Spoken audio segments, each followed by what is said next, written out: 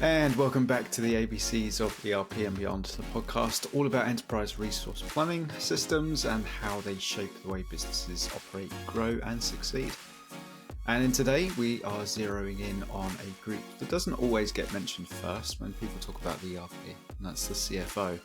Because while ERP systems might sound like something for operations or IT or sales order processing, the reality is, for a manufacturing business, ERP can be one of the most powerful tools in a CFO's arsenal. A lot of people think ERP is about moving parts around the warehouse, around the factory, but for CFOs, it's really about controlling costs, managing cash flow, and having the financial visibility to make decisions with confidence, without having to wait on spreadsheets or month-end reports. So diving into the benefits of ERP for CFOs in the manufacturing world, I'm joined as ever with my co-host Nirav Shah. Welcome back. Yep, happy to be here, Peter, and talk about this subject. This one is near and dear to me. Not that I was a CFO, but I've worked with plenty of CFOs in the manufacturing industry and helped them implement ERP systems. And this, when a CFO is making the decision to, we need to upgrade our systems, it's partly because of probably some direction that the CFO is giving to the company that we need to be more organized. We need to have better visibility to our costs, right? We need to be able to have better security around our data and our information. So even though, ERPs are mainly known as you mentioned, moving inventory, work in process, analysis, reconciling your cost of goods sold, what your revenue is, so on and so forth.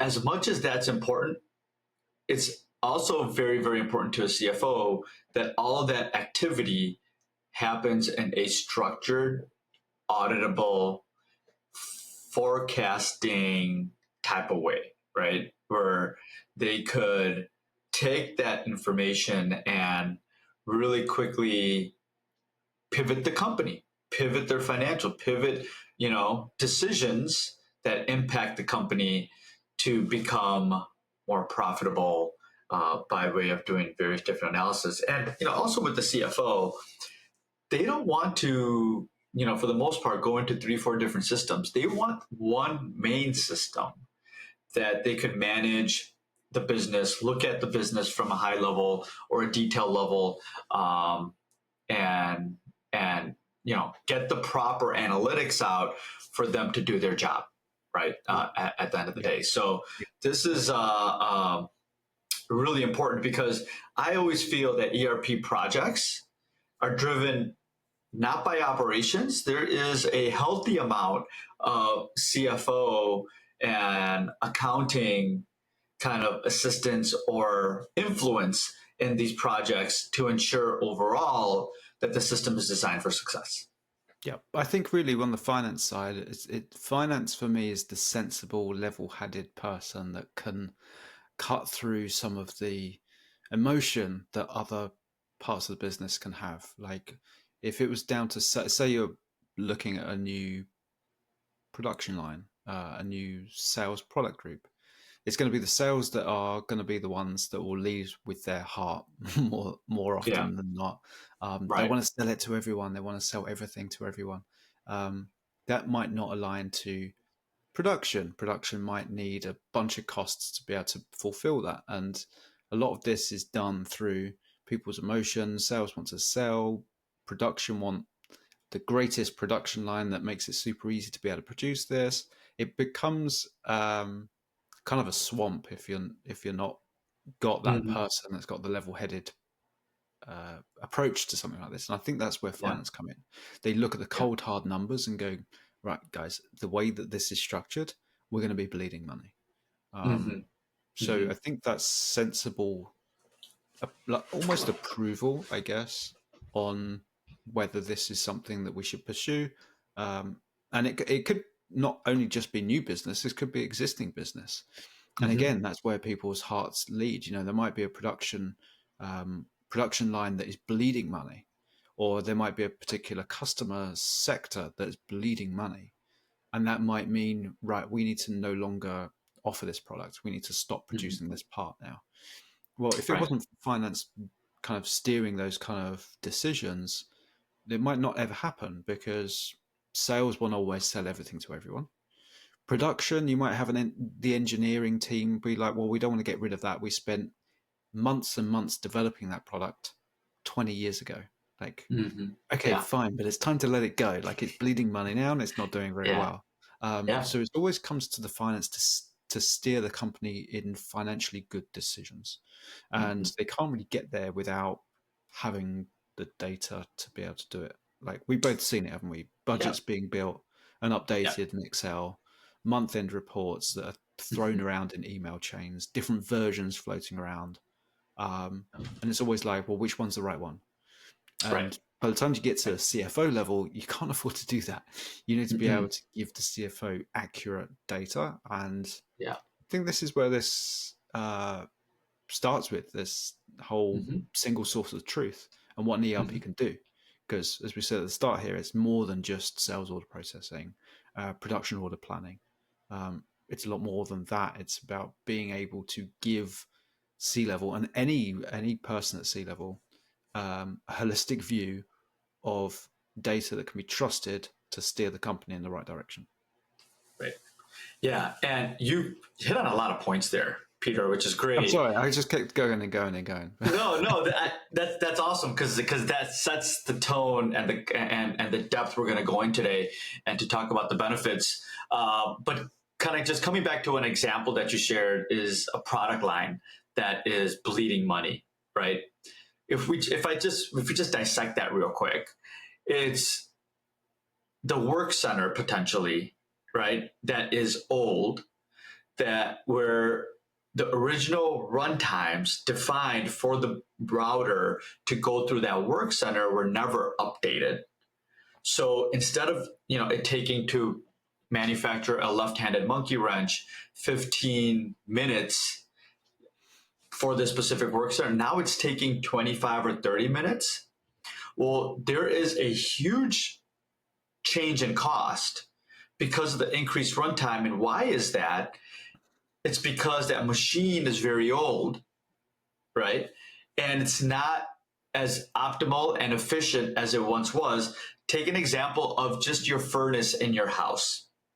If you have a house that was built in 1970 or 1960s, you'd have one of those older furnaces. They're not, quote unquote, energy efficient, right?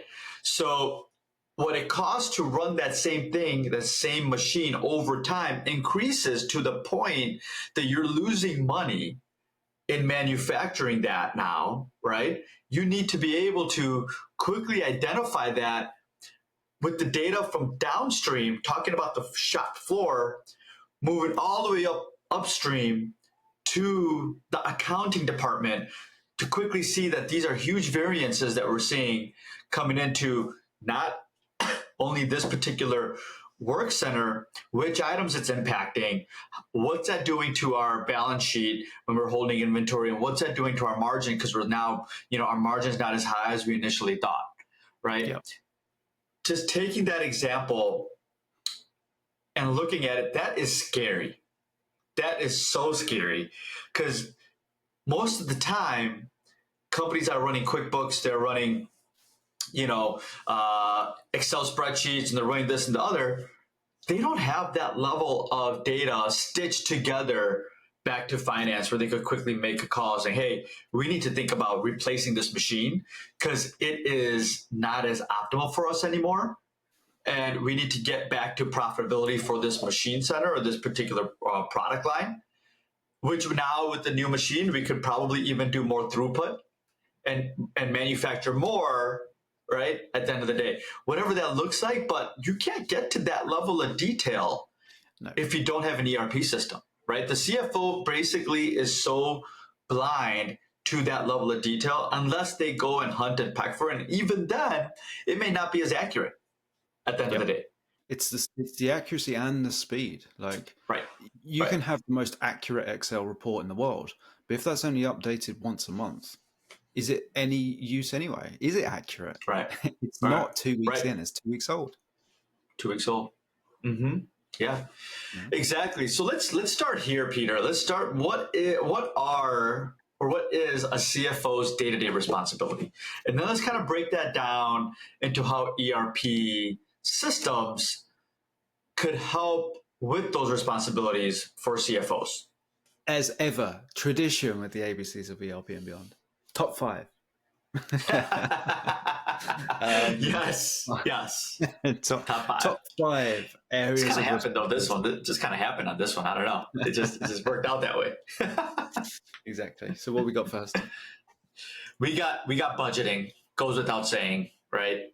If you're a CFO, this is like you probably dream about this when you're sleeping at night. Having great budgets and being able to manage businesses by your budget, and the budget is helping you identify your inefficiencies and where you are, how you could become more better next year and year over year, that type of thing. Budgets is just super important. Yeah. Financial reporting, again, super important because you're looking at the numbers. You want to see how, what's it doing to your cash flow?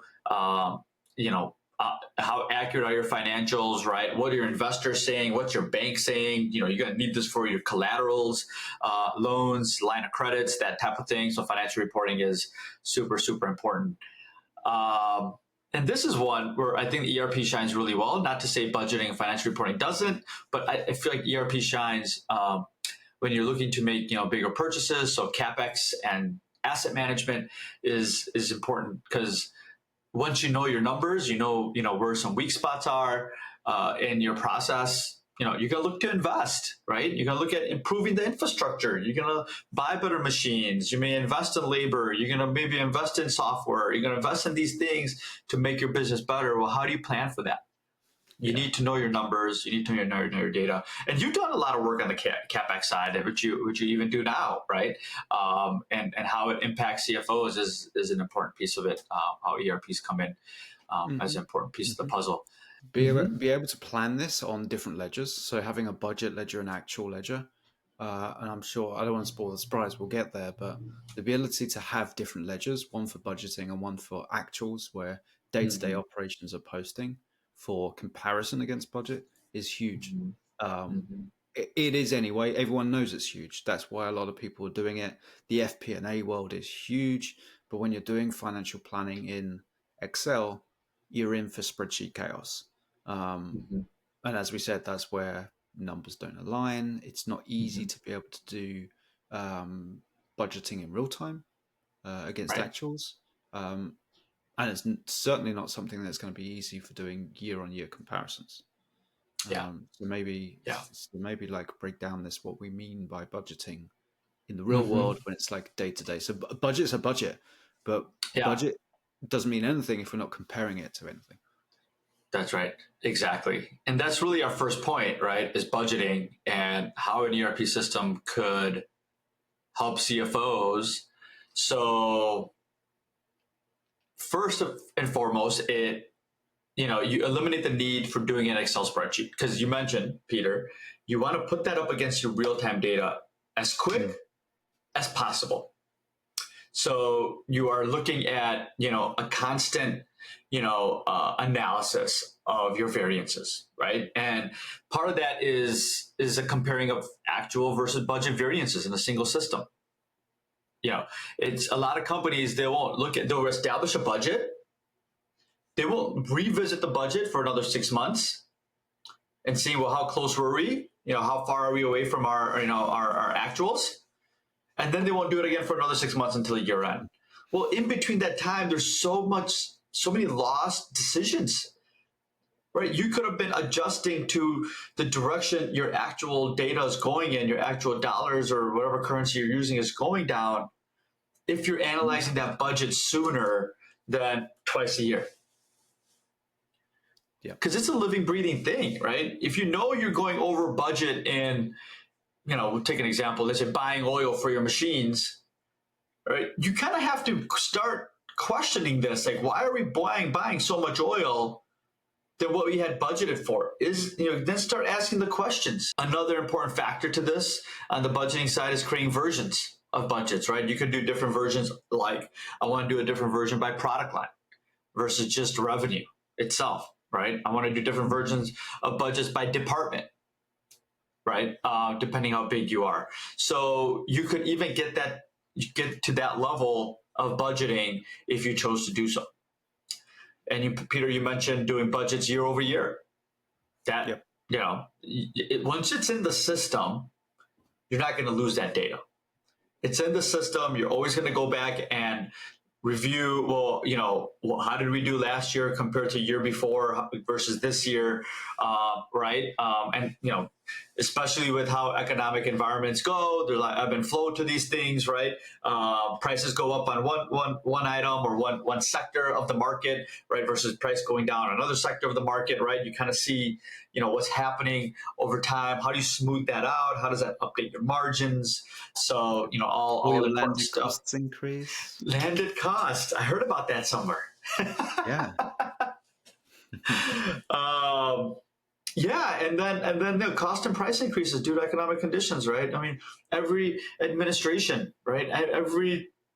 Everything that happens on a political side has an impact one way or another. Maybe in your industry, maybe in your vendor's industry, maybe in your customer's industry, right? Like, how does that impact you, right? How do you establish your budgets correctly so you're more aligned with and being able to forecast correctly on where your business is going to be at the end of the day with and how you should prepare for it. So budgeting is huge. I think it's so big, and I feel like sometimes even companies that have ERP systems, Peter, this is an underutilized functionality, I feel like.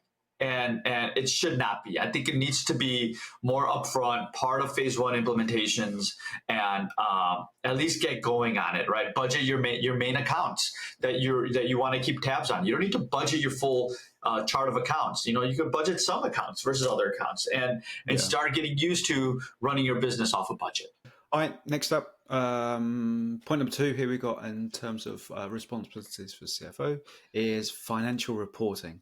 This one is a huge one. It's got some big topics in here, especially around compliance and just the day-to-day admin, as well as month-end, year-end closes. Right. So let's break this one down for a CFO in terms of financial reporting. Yeah. A lot of, obviously we know Excel is any accountant's best friend, right? And a lot of accountants and CFOs, they love working in Excel, and we'll release, I've seen CFOs release financial reports in Excel. Like, wow. The problem with that is how do you verify the data? Well, you can, but you're going to need, 15 reconciliation spreadsheets behind that one number to show, how you came up with that, right? Versus an ERP system, it makes, if your month end and year end closes are easy, auditable, it makes your financial reporting a breeze. Literally, it's click, and you have your financial report, right? It's literally that easy. Yeah, we should coin that term. Click, financial report. No, we should. For me, the big one on this is data governance. An Excel report, it can be the most accurate, up-to-date report in the world, but as soon as you download that and it's saved on your desktop and you send it to someone, data governance has gone out the window immediately. You have no control of what that end person does. Now, granted, there's trust and that person knows not to send it to your end customer. But how do you control that? You cannot control it. You just trust them to not do something stupid. And a lot of these Excel reports have hidden worksheets or columns that are used to, like helper columns that are used to get to a certain result value. But that helper column has data you do not want anyone else to see. And all it takes is you to send it to someone who should legitimately be able to have access to it. If they don't understand the data in there themselves, what these columns are doing, or even they don't even understand, or they don't even have any awareness that you can hide a worksheet, and they send that to someone and go, oh, on face value, there's no data here that I shouldn't show to this person I'm about to send, but you have no awareness that you can hide worksheets, and you send it to someone, and that person does know Excel and can see Hmm. that it's hidden worksheets. God knows what's on Hmm. them. All it takes Yeah. is, oh, here's a Yeah. summary page. Everything's great. It's in a pivot table. It's only showing revenue. I can send this to my customer. Then the Right. customer gets it and goes, oh, I wonder if there's any hidden worksheets. And Yeah. bam, there's Yeah. a unit cost table on a worksheet that's hidden. Like, data Exactly. governance is gone immediately. As soon as Yeah. you've Yeah. downloaded data into an Excel and saved it onto your desktop, Yeah. uh-oh. Yep. It's gone. All gone. 100%. 100%. So, being able to have security around the data, you're releasing it to the right people, and they only see what they need to see is important on here. With financial reporting auditability, right? Why do I have this number? Why do I have this specific revenue number on my P&L this month? Well, okay, let's go and query your general ledger table. Let's query our sales invoices table. Let's sum it up by our date that the invoice was generated and look at, well, does this number match, right? That type of thing. So you have that auditability in your ERP system, visibility to cash flow. You create your cash flow statements in your ERP system, which becomes more automated than you taking data from 4 or 5 different places, putting it into an Excel spreadsheet, and running a cash flow statement. Controls on who has access to your financial reports. You mentioned, right, is an important thing. You don't want everybody to look at your finances. So you're able to kind of secure that down. And we'll talk a little bit about that more on the internal control side as well, and real-time financials, right? Which I think is, what do you think, Peter? Like up there in point, like overall, like ERP importance, like 1 or 2. You think Yeah, real-time financials? I think this is the thing. For me, it is real time, but it's not like I need to see that new value every Yeah, time it's updated every yeah, minute. It's just right, that when I want to see it, I want to yeah, know that I'm seeing the most up to date value there is. right, And I guess, yeah, it is joined to real time, but that doesn't mean that I need to see or be notified every single time a transaction gets right, posted. It's just I exactly. want to know that when I'm looking at a report, that this is right now. This Yeah, is the latest snapshot, where you don't get that if it's Excel. It's like, yeah, uh, yeah, you can't even go by last date modified on a file of Excel, because that person could have made a column header bold or right, applied right, conditional formatting and then saved it. That doesn't mean that the actual value and data has changed. right. So how do I know? How do I know what the Yeah, latest is? Unless there's a cell yeah, that says, data last updated at this date time, right. it's still no good. So Hmm. yeah, I guess it is real time, but for me, it's that I can go to my system, run a Yeah, report, and it's like, bam, that's every single transaction as of when I ran that report. Which yeah, most of the time, if you're running these reports or these inquiries inside of your ERP, it's a matter of seconds for it to run that yeah. report. Matters. Like, what would be a cool poll to do? Maybe we do a poll on our LinkedIn page, ABCs of ERP and Beyond. How many? What's an average number of reports a CFO runs on a database in a day-to-day basis?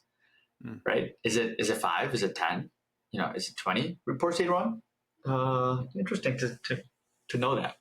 And also, how many Cool. times do they have to ask someone else for it?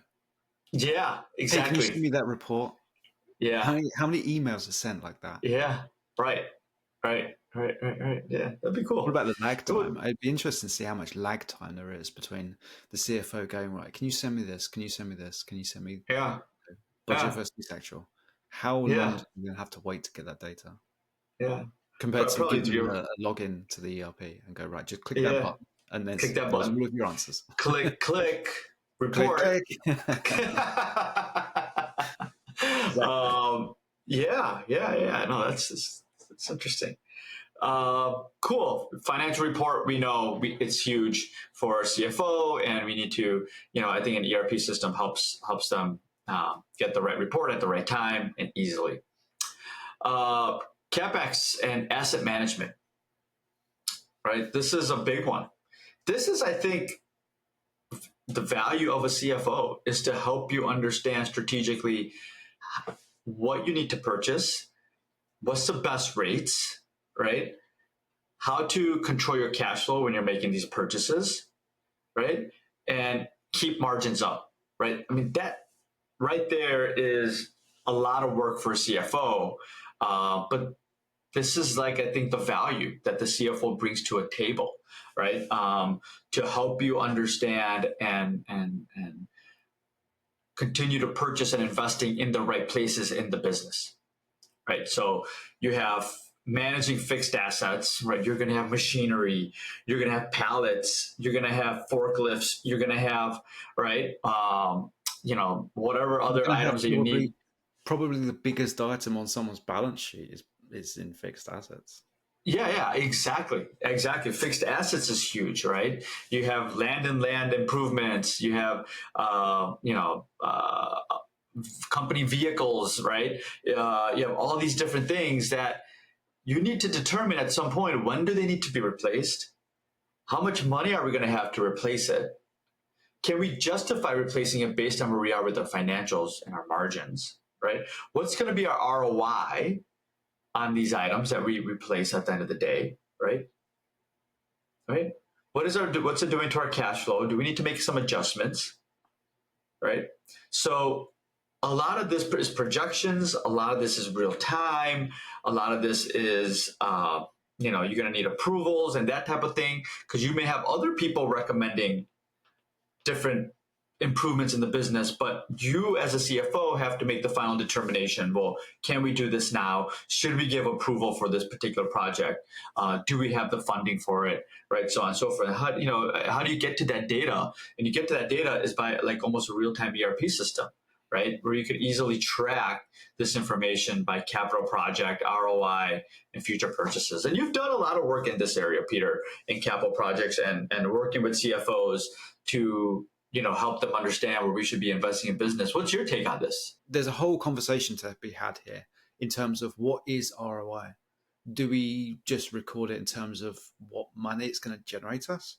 Do we do it in terms of savings that aren't obvious on the first view? Are we saving on time? Does that mean we can reduce our overhead if we have a particular system that means we don't have to have teams and teams of people doing it anymore? I know it sounds cutthroat, but look, hey, it's corporate America. I don't know. I don't really like this trying to justify a Capex when you have to use ROI as the persuader. As an IT person, it's just difficult for us because it's often just and it's more about, to be fair, it's the cost you don't see. It's the hidden costs. It's being able to, for me, be able to realign people to be doing value-added tasks rather than being bogged down in the boring admin. Right. Especially at certain levels, it depends on who's touching it. But even if we take this as an example, the CFO, it's very, very expensive for a company to have the CFO doing boring admin tasks. If we can support that through an ERP and automate certain parts or make certain processes as a click scenario, then that means they can actually do value-added stuff, steering the company in the right direction, being able to spend more time looking at the strategy of the business rather than the day-to-day tactics of how to get to the end of the month. So ROI is an interesting one from an IT point of view. Yeah. And every company does it a little differently, right? And like you said, it all depends on the hat that you're wearing as well, and how you're calculating the ROI. There might be some stereotypes in there, Peter, in terms of IT always looking to spend money, but but this is, we do it for the greater good. For the greater good, I agree. But a CFO needs to learn how to manage that and how to get the right data so they can make the most informed decision, right? So that CapEx and asset management is big. Planning, number 4 here, being able to plan the business correctly, right? The first point here I really, really like, consolidated data across sales, purchasing, inventory, manufacturing to help with your analysis, right? And Yep. this sums it up. Like literally, I think that bullet like essentially sums up this whole episode, right? Because you're consolidating the data across all your different departments in a single system, which, from a CFO standpoint is huge because that's a big time saver, right? You get a full 60,000 view of the business all the way down to the actual subledger data, right? Without Yep. having to bounce around in 3-4 different systems. So I think that to me is like right there, just a game changer from a planning perspective and being able to plan your business correctly. Yeah, I think that's massive. The ability to go from a 60,000 foot view down to the granular data is huge, especially for a Mm-hmm. CFO that just wants to drill down. They don't want to have to Yeah. ask a load of people of what's gone on, because Yeah. sometimes they're not always just going to give factual truth. Right. Um, Right. if something's gone wrong, seriously wrong, you have to cut through the blame game with your teams, which can be a time sink. Sometimes you just want the cold hard numbers, right? So Yeah. if you're Yeah. looking at, I don't know, if a particular production line suddenly became um, poor performing in terms of profit, I want to be able to see that.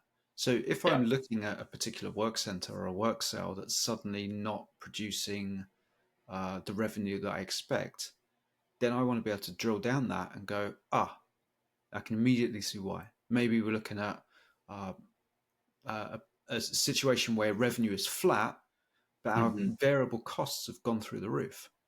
Right. And all it takes in an ERP is to click on that and go, Mm-hmm. there's a bunch of spend on reactive maintenance.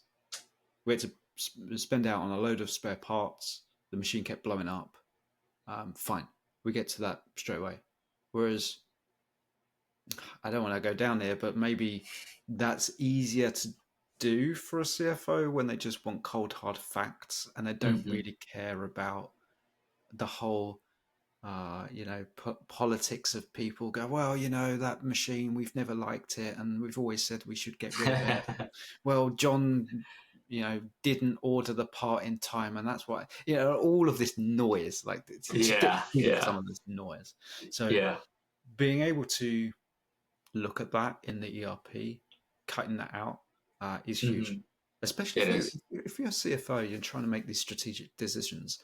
A lot of your questions you're going to be asking yourself is like, what if? What if the Yep. revenue drops What if 5%? scenarios? Exactly. Yep. What if the Mm-hmm. supplier puts up their prices by 5%? Right. What Right. what does that look like? Yeah. Or And in what if Excel, tariffs just went up like 125%? exactly.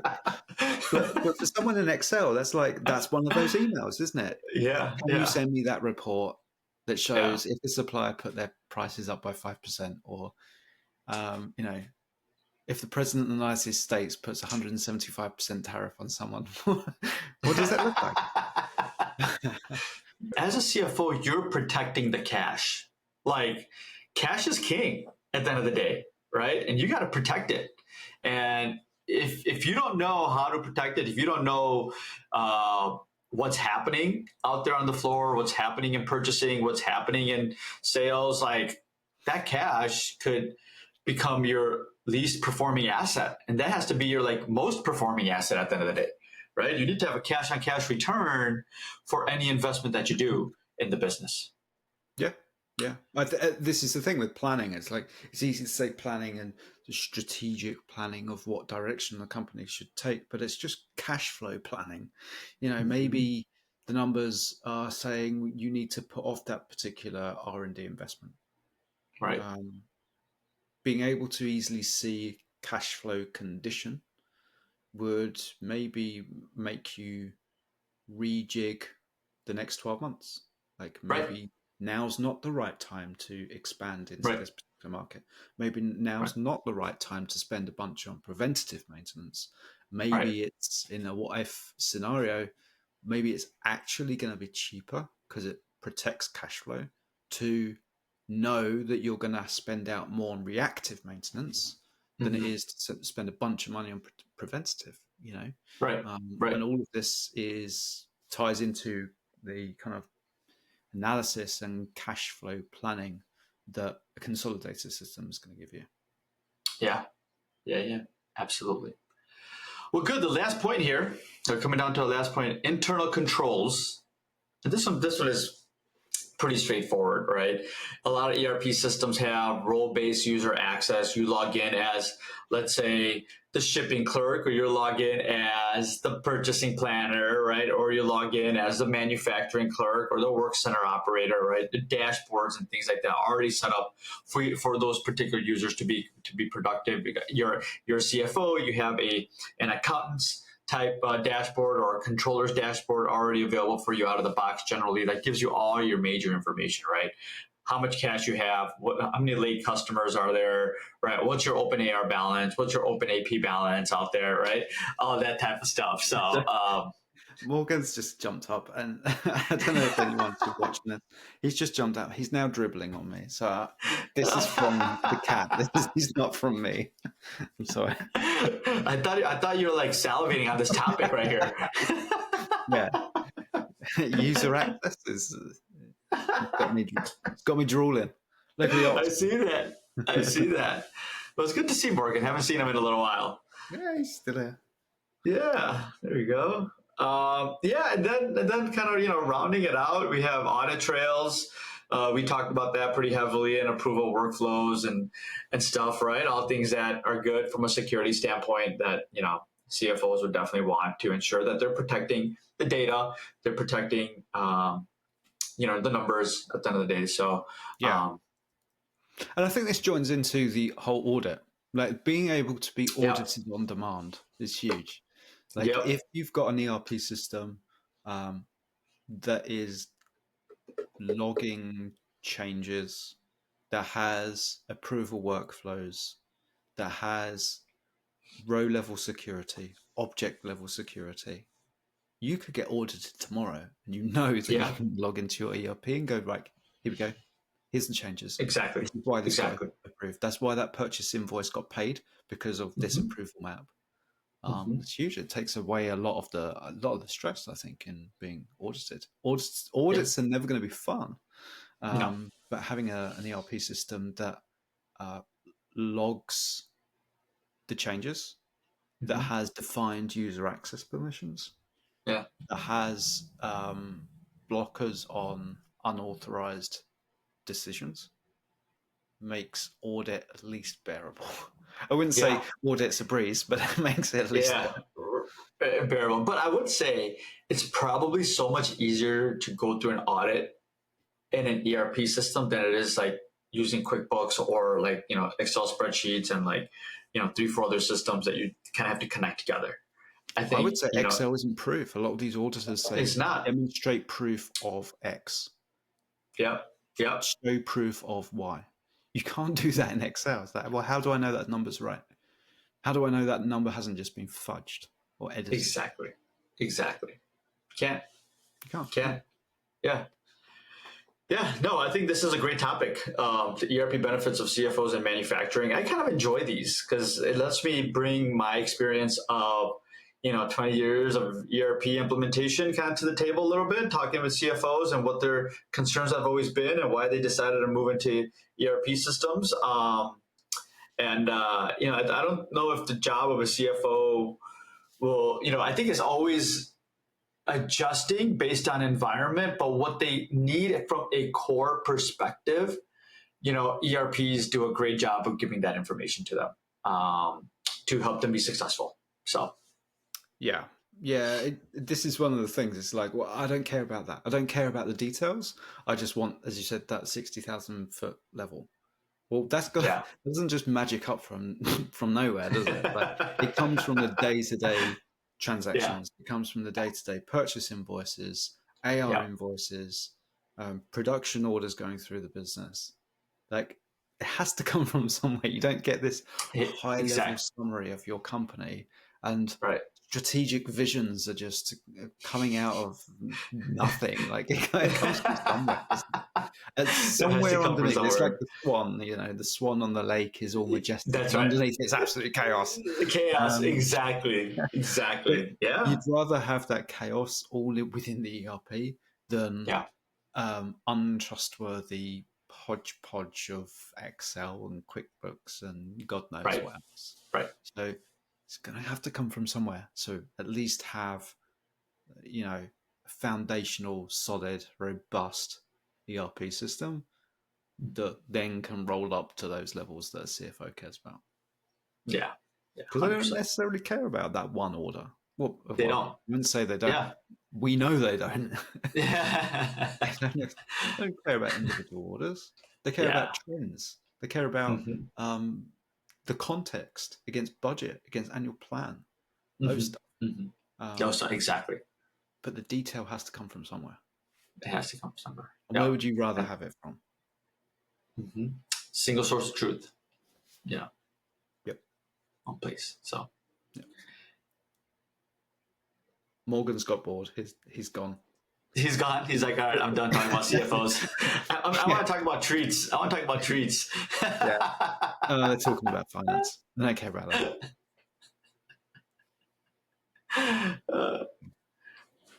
No, it's good. It's good. That's another C-level person we've ticked off. I know we've done a few of these before, haven't we? Yeah. Benefits for insert C-level here. But CFO is a big one because it's the glue that binds everything together. Mm-hmm. Very good. Another good episode. Nice to do something slightly different from the last couple on tariffs.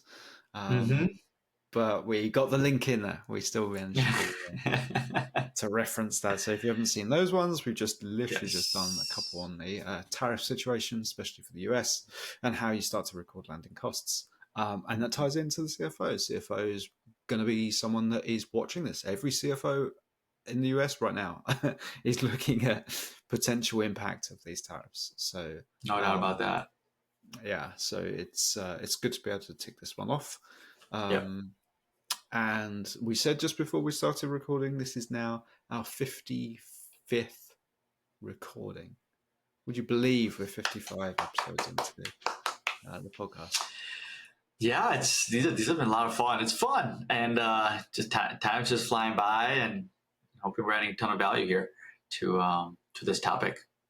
Yeah, I think so, and especially this one might take people a couple of listens here, chocked full of a lot of information in 45 minutes. A lot of information, yeah.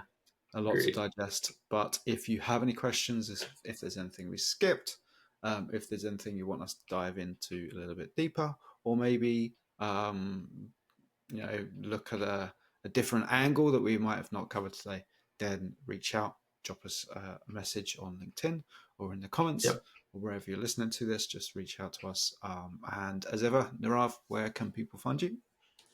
Yeah, my email, nirav.shah@cirrusERP.com or LinkedIn on there, or a LinkedIn page that we recently put together, the ABCs of ERP and Beyond. We're trying to post there for every new release, and we're going to go back and post our older episodes on there as well. But we'll love to start a conversation there and see how we could, help you in your ERP journey at the end of the day, and learn more about this amazing software solution out there to help many in the business world. Yep, that's great. Definitely check us out, ABCs of ERP and Beyond on LinkedIn or YouTube or any podcast platform. We try and hit every single one, whether that be Spotify or Apple or Podbean or Pocket Cast. I'm going to stop. I know that I said that I was going to try and hit as many as I can. I didn't prep the list, but you can definitely find us. Even just Google the ABCs. Just Google. There you go. Exactly. We're on there. Yep. Good. New episode every 2 weeks. So Nirav, based on that, thank you very much. Enjoy the next 2 weeks. Maybe in the next 2 weeks, who knows what Trump might do? He might be already giving us new podcast subjects to do. Yeah. I would.